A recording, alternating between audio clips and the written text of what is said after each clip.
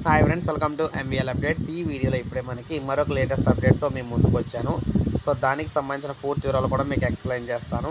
ఇక టాపిక్లోకి వెళ్ళిపోదాం మనం. సో మీరు చూడొచ్చు, బలపడిన అల్పపీడనం 24 గంటల్లో వాయుగుండంగా మారే అవకాశం, 48 గంటల్లో ఛత్తీస్గఢ్ ఒడిశా మధ్య తీరం దాటే అవకాశం. ఈరోజు రేపు ఉత్తర కోస్తాలో భారీ వర్షాలు, దక్షిణ కోస్తా రాయలసీమలో మోస్తారు వర్షాలు, మత్స్యకారులు ఎవరు వేటకు వెళ్ళొద్దని హెచ్చరికలు జారీ. సో మొత్తం మీద మీరు చూసుకుంటే రానున్న 24 గంటల్లో వాయుగుండంగా మారే అవకాశం ఉందన్నమాట. ప్రస్తుతం ఇది ఒడిశా పశ్చిమ బెంగాల్ తీర ప్రాంతంలో అయితే విస్తరించి ప్రజెంట్ అయితే ఉంది. ఉత్తరాంధ్ర తీరానికి ఆనుకొని సముద్ర మట్టానికి 7.6 కిలోమీటర్ల ఎత్తులో అయితే ఉందన్నమాట ఇది.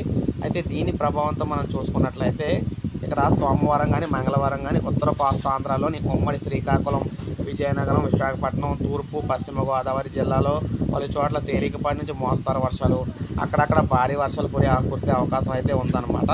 అయితే కోస్తాంధ్ర రాయలసీమలో అనేక చోట్ల తేలికపాటి నుంచి మోస్తారు వర్షాలు కురుస్తాయని వాతావరణ శాఖ అధికారులు అయితే చెప్తున్నారు. గంటకి 45 నుంచి 57 కిలోమీటర్ల వేగంతో ఈదురుగాలు కూడా వేస్తాయని చెప్పడం జరిగిందనమాట. సో అందువల్ల ప్రజలందరూ అప్రమత్తంగా ఉండాలని, అవసరమైతే తప్ప బయటకు రావద్దని చెప్పడం అయితే జరిగింది. సో ఇది ఫ్రెండ్స్ వీడియో. నేను లైక్ చేయండి, సబ్స్క్రైబ్ చేసుకోకపోతే మా ఛానల్ సబ్స్క్రైబ్ చేసుకోండి.